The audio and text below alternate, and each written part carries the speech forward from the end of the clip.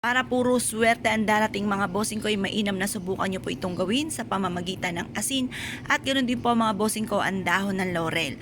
Ito po ay isa sa mga subok na napakaswerte basta't may 100% kang paniniwala sa mga ganitong mga pamamaraan mga bossing. Positive ka lamang.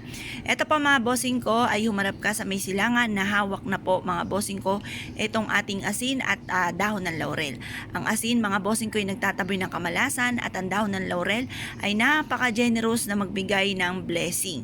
Mag-wish ka sa kanya ng 100, ang ibibigay sa inyo ay 100,000. Ganon. Ganon po katindi ang atipong dahon ng laurel.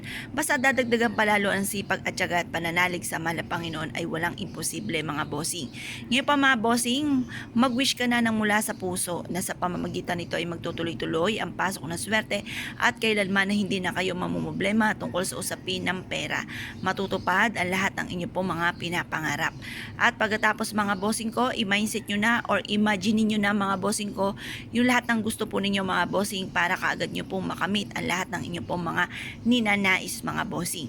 Ngayon pa mga bossing, mag-wish ka po dito, sabihin nyo po sa pamamagitan nito ay lahat ng mga ninanais ko kagaya ng magkaroon ng malaking bahay, magkaroon ng negosyo na dito na ako yayaman, or kung nag-apply ka ng trabaho, i-wish po dito matanggap ako sa trabaho na aking ina-applyan, mapa-local man or abroad mga bossing. Pagkatapos po nito mga bossing ko ay mag-wish ka ng para sa inyo pong buong pamilya. Pwede rin po yun.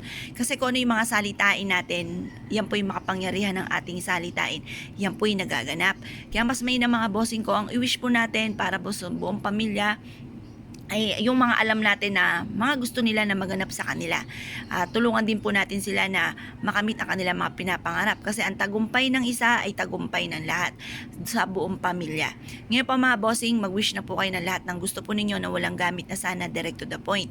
Pagtapos na kayo mag-wish mga bossing ko, kung meron kayong pouch na kulay pula or kaya ay gold or kaya ay green, pwede po yun. Pero kung wala kang pouch, pwede rin naman yung mga malilinis na damit na hindi mo na sinusuot na may mga butas na, basta importante ay malinis, gumawa ka ng unton, ilagay nyo itong ating asin at pagkatapos yung ating dahon ng laurel.